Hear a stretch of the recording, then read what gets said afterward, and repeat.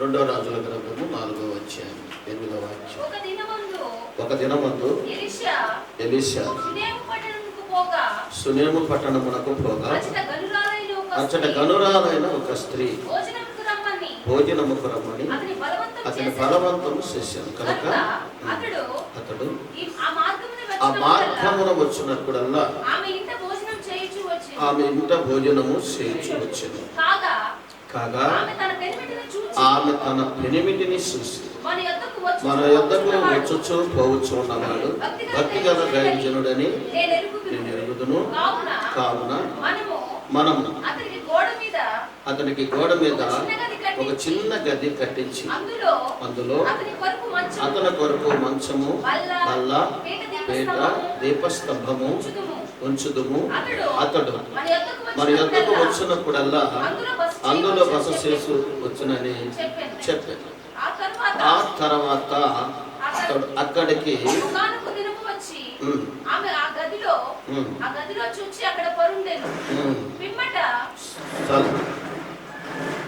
చదవబడిన మాటలో ఈమె పేరైతే తెలియపరచలేదు, కానీ గనురాలు అనే సునేమిరాలు అంటే సునేమి పట్టణస్థురాలు గనురాలు అని చెప్పి రాయబడి ఉంది ఇక్కడ. కాబట్టి ఆమె పేరు గురించి అయితే తెలియపరచలేదు, కానీ ఒక ఘనమైన స్థితిలోనే దేవుడి గ్రంథంలో పేరు రాయబడింది. గనురాలు అనగా ఒక ఘనమైన స్థితిలోనే ఆమె పేరు రాయబడినట్టుగా మనం చూస్తూ ఉన్నాం. అయితే ఆ ప్రాంతానికి దైవజనుడు ఎలీషా వస్తూ పోతూ ఉండగా ఆమె గుర్తించిందట, ఫలాని దైవజనుడు భక్తిపరుడు అని చెప్పి ఆయనను గుర్తించి ఏం చేసిందంటే ఆయనను ఇంట చేర్చుకోవాలా. ఎందుకంటే కొరింథీయులకు రాసిన పత్రికలో దేవుని మాట తెలియపరిచింది ఏంటంటే దేవుని ఆలయం ఎవరు అంటే ఒక మనిషి దేవుని ఆలయం అయితే దేవుడు ఏర్పాటు చేసుకున్న సేవకుడు ఏమై ఉండాలా అనేది మనం జ్ఞాపకం చేసుకుంటే, మరి ఒక దేవుని సన్నిధిని మనం ఏర్పాటు చేసుకుంటున్నాం. ఎందుకంటే సమయం 2వ గ్రంథములో 6వ అధ్యాయం 11వ వాక్యంలో కూడా మనం చూస్తూ ఉంటాం. ఓబేదెదోము ఇంట్లో దేవుని మందస్సము, దేవుని యెహోవా మందస్సము 3 నెలలు గిద్యోనుడగు ఓబేదెదోము ఇంటిలో ఉంచగా యెహోవా అతని ఇంటి వారందరిని కూడా ఆశీర్వదించాను. ఏంటయ్యా అంటే అక్కడ ఆయన ఇంటిలో ఏముంది? మందస్సము మాత్రమే కనపడుతుంది. కానీ మందస్సములో ఏమున్నాయట? మందస్సములో అహరోను కర్ర ఉంది, మన్నా పాత్ర ఉంది. మన్నా పాత్ర, అహరోను కర్ర, నిబంధన పలక. స్తోత్రం చెప్పండి. ఈ 3 రకాలు అందులో ఉంది. కనుక నిబంధన పలక అంటే వాక్యము. ఎవరు? దేవుడు. ఆది యందు వాక్యం ఉండెను, వాక్యము దేవుని యొద్ద ఉండెను, వాక్యమే దేవుడై ఉండెను. కనుక ఇప్పుడు ఈ మందస్సంలో ఏముంది? వాక్యం ఉంది. అలాగే రెండోది ఏముందంటే ఇశ్రాయేలు ప్రజలు ఎర్ర సముద్రమును దాటిన తరువాత వారు తినడానికి అనుదిన ఆహారము ప్రతిదినము దేవుడు ఏం చేశాడంటే మన్నా కురిపించాడంట. మన్నా అనగా దేవదూతలు తింటున్న ఆహారం. దాదాపుగా సుమారుగా 20 లక్షల మందికి ఆ అడవిలో ఆహారం ఎక్కడి నుంచి దొరికింది? దేవుడు మన్నాను కురిపించి వారిని పోషించాడు. కానీ మన్నా పాత్ర అనగా దాని అర్థం ఏంటంటే దేవుడు మమ్మల్ని పోషించేవాడై ఉన్నాడు అనే ఒక నిరీక్షణ. దేవునికి స్తోత్రం కలుగుతుంది. 3వది ఏంటంటే అహరోను కర్ర అనగా అధికారానికి సాదృశ్యము. అహరోను అంటే 12 గోత్రాల మీద అధికారం ఎవరికి ఇచ్చాడు అంటే అహరోనుకి ఇచ్చాడు. కాబట్టి ఒక దైవజనుడిగా అహరోనుకి ఇచ్చాడు. అధికారం కానీ, హెచ్చరింపు కానీ, రాబోతున్న పరిస్థితులు కానీ, దేవుని తర్వాత మధ్యవర్తిగా ఉంటున్న అహరోను కర్ర అహరోను కర్ర దేనికి సాదృశ్యము అంటే అధికారానికి సాదృశ్యం ఒకవైపున. మరొక వైపును చూస్తే కుటుంబాలు సిగిరించడానికి సాదృశ్యం. దేవునికి స్తోత్రం.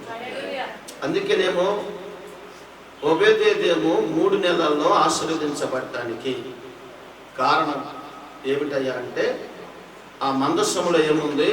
ఒకటి వాక్యము, రెండోది మన్నా పాత్ర, మూడోది మనుషులకి ఏమైతే అవసరమై ఉన్నాయో అవన్నీ కూడా అందులో ఉన్నట్టుగా మనం చూస్తాము. కనుక ఇక్కడ ఆ 2వ రాజుల గ్రంథంలో కూడా మనం చూస్తే ఇప్పుడు ఈ దైవజాకుడి దగ్గర ఏముంది?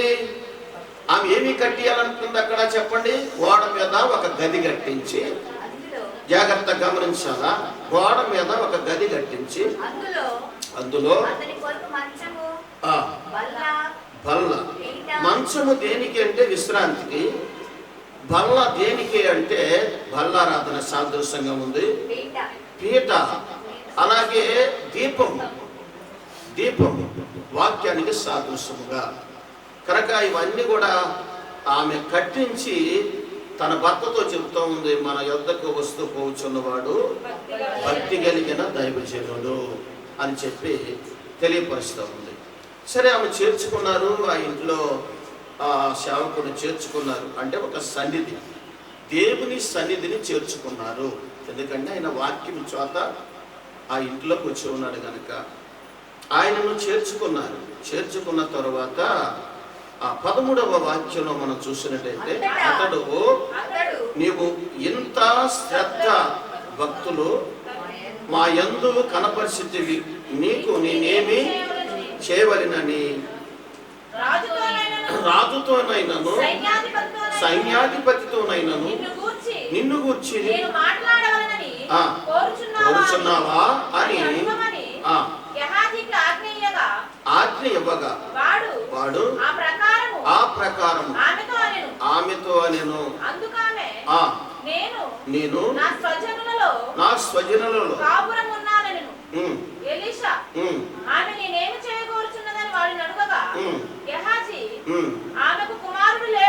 ఆమెకు కుమారుడు లేడు. ఏమి లేనట్టు ఆమెకి సంతానము లేరు.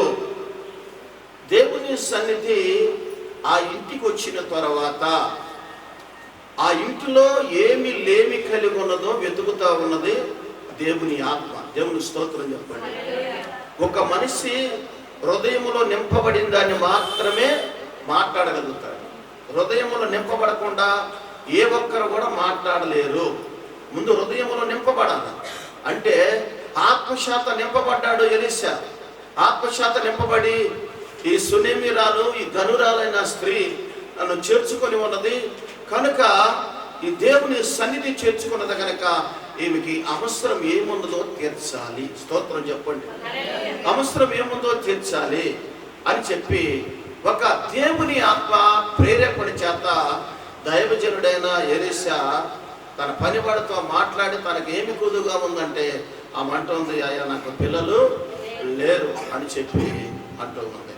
కనుక దేవుని సన్నిధి మన ఇంట నింపబడితే, దేవుని స్తోత్రం చెప్పండి, దేవుని సన్నిధి మన ఇంట నింపబడినట్టయితే మన కొదువు ఏదైతే ఉన్నదో ఆ కొదువును తీర్చడానికి దేవుని కృప మనల్ని వెంటాడుతూ ఉండదు. నువ్వు వెంటాడాల్సిన అవసరం లేదు. ఆయన నువ్వు చేర్చుకుంటే సార్, ఆయన నువ్వు చేర్చుకొని శ్రద్ధ కలిగి జీవించాలని ఒక ఆలోచన నువ్వు కలిగి ఉంటే. ఇప్పుడు ఒబేదేదేమో చాలా సంవత్సరాల కాంచి పేదవాడిగానే ఉన్నాడు. అంత మాత్రమే కాదు, గిత్తీయుడు అనగా ఎవరు అంటే ఫిలిష్తీయుల కుటుంబం నుంచి సంబంధించిన వాడు. అంటే గొలియాతుకి సహోదరుడు. అంటే గొలియాతు దేవునికి విరోధంగా మార్చబడి మరణించబడ్డాడు. అయితే ఇశ్రాయేలులకు సన్నిహితంగా ఉన్నది ఎవరంటే ఒబేదేదేము. కాబట్టి దేవుడు ప్రేమ కలిగి తన ఆత్మచేత అక్కడికి నడిపించబడ్డది ఆ దేవుని మనస్సు. నడిపించబడిన తర్వాత అక్కడ ఏమి ఉంటుంది అని కిందాక మీకు చెప్పాను కదా, ఏముంటుంది అక్కడ? వాక్యం ఉన్నది.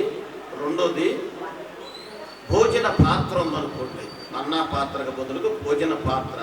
మనుషులకి ఏం అవసరమో అందులో కావలసిన సమస్తాన్ని సమకూర్చాడు. అధికారముతో నింపబడిన దండనము అనగా ఆ కర్ర, లేదంటే సిగిరించబడుతున్న కర్ర. ఒక మనిషి జీవించబడవలసిన, ఒక కుటుంబము ఆశీర్వదించబడాలి అంటే దేవుని సన్నిధిని నువ్వు చేర్చుకోవాలి. స్తోత్రం చెప్పండి. దేవుని సన్నిధిని నువ్వు అనుభవించే వారిగా ఉండాలి. దేవుని సన్నిధిలో దొరుకుతున్న మేలుల చేత మేము తృప్తి పొందుతున్నామని 65వ కీర్తన 4వ వాక్యంలో మనం చదువుతూ ఉన్నాం. ఏనండి, దయచేసి ఆయన ఆభరణములో, ఆయన సన్నిధిలో దొరుకు మేలుల చేత తృప్తి పొందుతున్నాం. ఎప్పుడు నువ్వు తృప్తి పొందుతావు? ఎప్పుడు నువ్వు తృప్తి పొందుతావంటే దేవుని సన్నిధి నువ్వు చేర్చుకున్నప్పుడు ఆ దేవుడు నీలో ఉన్న కొదువును చూస్తాడు. నీలో ఉన్న ప్రతి కొదువును కూడా చూస్తూ ఉంటాడు. ఇప్పుడు యోహాను సువార్త 2వ అధ్యాయంలో ఒక పెళ్లి ప్రధాని అనగా తన కుమార్తె వివాహం చేయాలనుకున్నాడు. అయితే మొట్టమొదటిగా శుభలకు తీసుకొచ్చి యేసుప్రభు వారికి ఇచ్చాడు. యేసుప్రభు వారికి ఇచ్చిన తర్వాత ఆయన అన్నాడు, అయ్యా మొదటి శుభలాకి నీకు ఇచ్చానయ్యా, మీరు తప్పనిసరిగా మీ తల్లి గారు మీ సహోదరులందరూ కూడా కలిసి రావాలి అని చెప్పి మొదటి శుభలాకి మీకు ఇచ్చానని చెప్పాడు. అంటే మొదటి సమయాన్ని ఎవరికి ఇచ్చాడు? యేసుప్రభు వారికి ఇచ్చాడు. కనుక ఆయన వచ్చాడు. వచ్చిన తర్వాత కూడా కొంత కొదువు కనపడుతుంది. అక్కడ ఏం కొదువు కనపడుతుందంటే అక్కడ ద్రాక్షరసం లేదు. అదంతా మీకు తెలిసిన స్టోరీ. అదంతా అక్కడ అయిపోయింది. అయిపోయిన తర్వాత అక్కడ కావాల్సింది ఏంటంటే చాలా కొదువుతో ఉన్నారు, చాలా మంది సనుగుతూ ఉన్నారు, చాలా మంది గునుగుతూ ఉన్నారు. ఇక్కడ ద్రాక్షారసం లేదు, ఏం పెళ్లి అయింది, ఎలా పెళ్లి చేస్తున్నాడని చెప్పి అనుకుంటున్నారు. కానీ ఈ లోపల మరియమ్మ గారు పోయి, అయ్యా ఆ ద్రాక్షారసం అయిపోయింది మరి అని అంటే, అమ్మ నాతో ఇంకా నీకేం పని, ఇప్పుడు నా సమయం ఇంకా రాలేదు. ఏమి రాలేదంటే సమయము రాలేదు అని చెప్పి తెలియపరిచిన తర్వాత ఏం చేశాడు, వెంటనే కొంచెం సేపట్లో అక్కడున్న పనివారిని పిలిచి రాతి బాణంలో సొంతను కడిగించేసి నీళ్లు పట్టించేసి వాటిని ముంచి వాళ్ళందరికి పోయింది. ఎప్పుడు దాకా నింపారంట? వాటిని అంచుల వరకు నింపారంట. దేవునికి స్తోత్రం. అక్కడ యేసుప్రభువుని పిలిచారు కనుక అక్కడ కొదువు ఏమున్నదో అక్కడ గుర్తించగలిగాడు యేసయ్య. స్తోత్రం చెప్పండి. ఆ సన్నిధి అక్కడ నిలిచి ఉన్నది కనుక, ఆ సన్నిధి ఆ వివాహంలో నిలిచి ఉన్నది కనుక అక్కడ కొదువును గుర్తించాడు. ఆ కొదువును సమృద్ధి కలిగిన కృప చేత నింపబడ్డది. ఆమేన్. దేవునికి స్తోత్రం. కనుక దేవుణ్ణి మనము చేర్చుకున్నామంటే ఎంత మాత్రం కూడా ఆయన విడిచిపెట్టే దేవుడు కాదు. చాలాసార్లు మనం ప్రభుని తెలుసుకున్న తర్వాత కూడా దిగులు పడతా ఉంటాం, బాధపడతా ఉంటాం.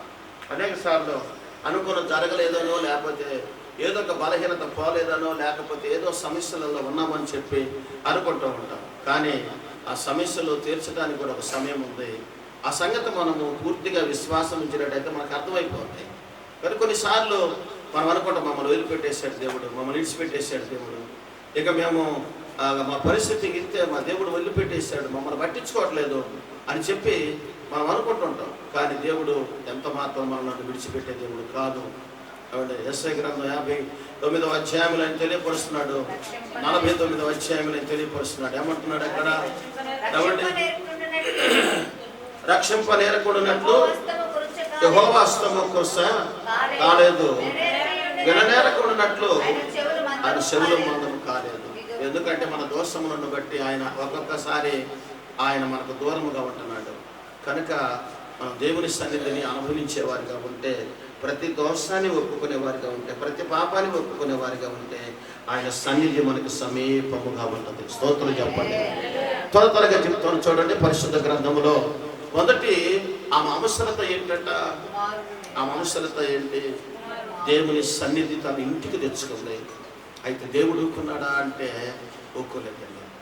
తనకు ఏమి అవసరమో తన అవసరాన్ని తీర్చడానికి తనకు కొదువై ఉండదు అని అడిగినట్టుగా మనం చూస్తూ ఉన్నాం. నువ్వు అనుకుంటున్నావు, ఒక దేవుని పరిశుద్ధ గ్రంథాన్ని కూడా నువ్వు నిర్లక్ష్యం చేయకూడదు. ఈరోజు చెప్తున్న మాట ఏంటంటే, పరిశుద్ధ గ్రంథము మందిరానికి ఆదివారం తీసుకొచ్చిన తర్వాత మరలా దాన్ని నువ్వు తిరిగి వెళ్ళిన తర్వాత ప్రతి దినము ఒక రెఫరెన్స్ చదువుతూ ఉంటే ఆ దేవుని సన్నిధిని నువ్వు అనుభవిస్తున్నట్టు లెక్క. లేదంటే తీసి పక్కన పెడితే అది ఎంత మాత్రం కూడా కరెక్ట్ కాదు. యేసు ప్రభువారిని పిలిచిన యజమానుడు తెలియకుండానే నింపబడిన ఆశీర్వాదాలను పొందుకోవాలి అంటే తప్పనిసరిగా ప్రతిదినము దేవుని వాక్యాన్ని చదివేవారిగా ఉండాలి. స్తోత్రం చెప్పండి. దేవుని వాక్యాన్ని చదివేవారిగా ఉండాలి. కనుకనే దేవుని ఆత్మ ప్రేరేపించిన దాన్ని బట్టి తన పొదువేమిటో తెలుసుకున్నాడు. ఒక కుమారుడిచ్చాడు. కుమారుడిచ్చిన తర్వాత ఇక నాకు సంతోషమే ఆనందమే అనుకోవచ్చామా? కానీ నిజమైన క్రైస్తవులకు ఎప్పుడు వస్తాయి కష్టాలంటే దేవుని కాస్త లోతుగా తెలుసుకున్న తర్వాత, పరిపూర్ణంగా దేవుని తెలుసుకున్న తర్వాత అప్పుడు కానీ కొన్ని ఇబ్బందులు మనకు ఎదురవుతూ ఉంటాయి. ఆ ఇబ్బందులాగానే ఉండవు. ఎప్పుడు ఉండవంటే దేవుని మీద మనం విశ్వాసం ఉంచినప్పుడు ఆ కష్టంలాగా ఉండదో దాన్ని ఒక టైం వచ్చినప్పుడు ఆశీర్వాదకరంగా దేవుడు మలుస్తాడు. మనకున్న విశ్వాసాన్ని బట్టి దేవుడి మీద భారం వేసి దేవుని సన్నిధిలో మనము జాగ్రత్తగా బ్రతుకుతూ ఉన్నప్పుడు, వాక్యానుసారంగా జీవిస్తున్నప్పుడు దేవుడు ఖచ్చితంగా మనకున్న ప్రతి కొదువును తీర్చడానికే కాదు, మన అవసరతలన్నీ కూడా క్రీస్తు యేసు మహిమలో తీర్చుతాడు. దేవునికి స్తోత్రం. కనుక కుమారుని ఇచ్చిన తర్వాత కొద్ది సమయానికే, కొద్ది సంవత్సరాలకే ఆ కుమారుడు అకస్మాత్తుగా మరణించాడు. అకస్మాత్తుగా మరణించిన తర్వాత వెంటనే ఆమె ఏం చేసిందో తెలుసా? ఆ గదిలోకి తీసుకుని వెళ్ళి ఆ మంచం మీద, ఆ ఎలీషా మంచం మీద తన పిల్లవాడిని పడుకోబెట్టి వెంటనే పరిగెత్తుకొని వెళ్ళిపోతుంది. ఎక్కడికి వెళ్ళిపోతుంది? ఏట్లా పట్టడానిక? ఎక్కడికెళ్తుంది? దైవజనుడి దగ్గరికి పరిగెత్తుకొని పోయింది. దైవజనుడి దగ్గర పరిగెత్తుకొని పోయి, అయ్యా దైవజనుడా, ఇదిగో నీవు దేవుడు ద్వారా అనుగ్రహించబడిన కుమారుడు ఈ రీతిగా అంటే, వెంటనే ఆయన వచ్చి ఆ మంచం మీద, ఆ కుమారుడు మీద తను కూడా పడుకొని వెంటనే తనకు మెట్టగలిగించేసి దేవునికి ప్రార్థన చేసినప్పుడు ఆ కుమారుడు మరలా తిరిగి బ్రతికినట్టుగా మనం చూస్తూ ఉన్నాం. దేవునికి స్తోత్రం. మొదటిది లేమి. తనకి ఏమైతే లేమి కలిగి ఉన్నదో దేవుడు తను ఇచ్చాడు. ఇచ్చిన దాన్ని వెంటనే అపవాది అవిశ్వాస పడటానికి తీసివేస్తే దాన్ని మరలా తిరిగి జీవము కలిగిన కుమారుడిగా మార్చాడు. దేవునికి స్తోత్రం కలిగిన మూడో మాటను మనము గమనించినట్టయితే 8వ అధ్యాయము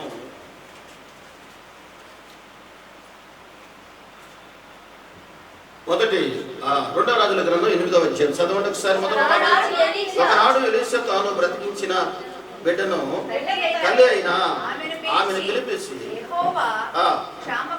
క్షామకాలము రప్పింపబోచున్నాడు. 7 సంవత్సరముల దేశములో అంటే కరువు రాబోతుందని చెప్పి నువ్వు లేచి నీవును నీ ఇంటి వారును ఎచ్చట నుండుట అనుకూలము అచ్చటికి పౌడనగా దైవజనుడు మాట చొప్పున చేసి తన ఇంటి వారి పోయి 7 సంవత్సరములు అక్కడ వాసము చేసి అయితే ఆ 7 సంవత్సరములు గతించిన తర్వాత ఆ స్త్రీ ఫిలిష్తీయుల దేశంలో నుండి వచ్చి తన ఇంటిని కూర్చియు భూమిని కూర్చియు మనవి చేయుటకై రాజునొద్దకు పోయెను. రాజు దైవజనుని మాటలాడి ఎలీషా చేసిన గొప్ప కార్యములన్నిటినీ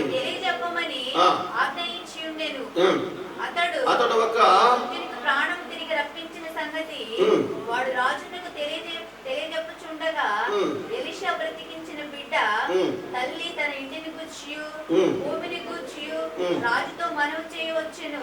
అతడు గెహాజీ ఆ ఏలిన వాడనైన రాజా ఆ స్త్రీ ఇదే, మరియు ఎలీషా తిరిగి బ్రతికించిన ఈ బిడ్డ వీడే అని చెప్పగా రాజు ఆ స్త్రీని అడిగినప్పుడు ఆమె అతనితో సంగతి తెలియజెప్పాను.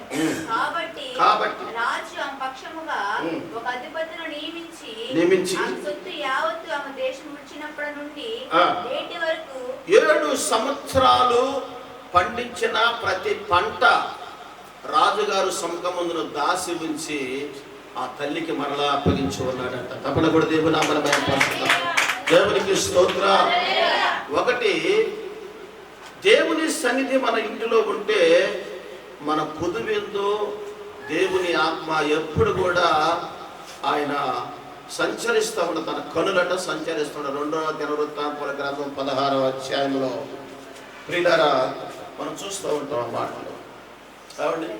తన ఎడల యథార్థ హృదయము గల వారిని గణపరచుటకై యెహోవా కనుదృష్టి లోకమంతట సంచారము చేయుచున్నది. దేవుని పట్ల నువ్వు యథార్థంగా దేవుని సన్నిధిని అనుభవించడానికి నువ్వు నమ్మకస్తుడిగా ఉంటే ఆయన నిన్ను బలపరచడానికి చూస్తూ ఉంటాడు.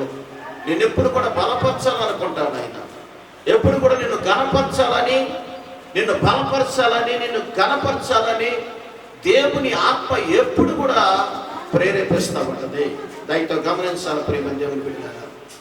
ఎలీషా ఆ సునేమిరాలు మొట్టమొదటగా గుర్తించిందట. స్తోత్రం చెప్పింది. ఏ గుర్తించిందమ్మా? భక్తి గల దైవజనుడు అని గుర్తించింది.